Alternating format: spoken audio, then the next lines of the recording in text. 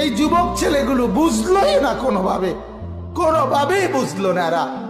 এরা বুঝলোই না অভাব যে আসতেছে, দুর্ভিক্ষ যে আসতেছে, এর চাইতে বড় মহামারী যে আসতেছে, এরারে বুঝানো গেল না। এদের মোবাইলের নেশা এরা ছাড়লো না, এদের নর্তকী দেখা এরা ছুটলো না, এদের নাফরমানি এরা ছাড়লো না, এক ওয়াক্ত নামাজ পড়ার অনুভূতি এদের জাগলো না। হায় যুবক, হায় মুসলমান ছেলে, তুই বদলাবি কোন দিন ভাই? কোন দিন বদলাবি? তোর কারণে আরো গজব আসতেছে, আরো গজব আসতেছে।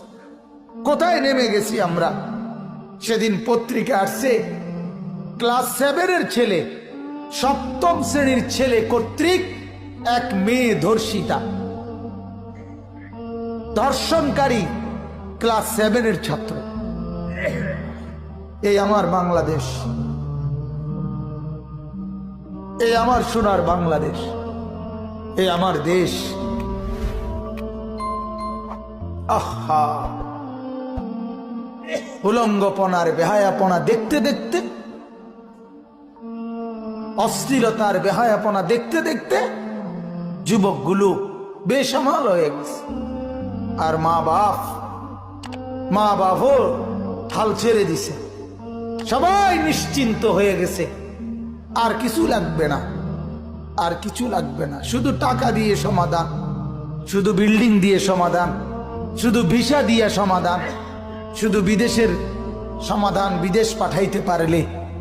আহা, আল্লাহ আমাদেরকে মাফ করে দেন, আল্লাহ আমাদের কলিজার মধ্যে বুঝ দান করেন। অনেক যুবক বলছো ভাইয়া, সবাইকে বলি, তোমরা আমার স্বজন, তোমরা আমার কলিজার সর্বোচ্চ মহব্বতের অংশ ভাই। যুবকদেরকে নিয়েই দিবারাত্রির সবচেয়ে বেশি ফিকির করি আমি। আমার কলিজার সবটুকু দরদ নওজোয়ান সাথীদেরকে নিয়ে। এই নওজোয়ানরা, আমি পরিষ্কার বিশ্বাস করেন, দিনের আলো যেমন দেখা যায়, আমি যেন পরিষ্কার দেখতেছি এই আজকের 20-25 বছরের যুবক ছেলেগুলো, তাদের এই নাফরমানির কারণে তারা তাদের জীবনে মস্ত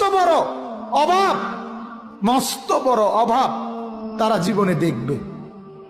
বিশ্বাস করেন, এই কথা মনে রাখো।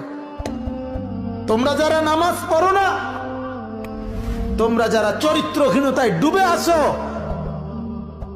এই তোমাদের বন্ধু আনিসুর রহমান বললাম, মস্ত বড় বিপদ, অভাব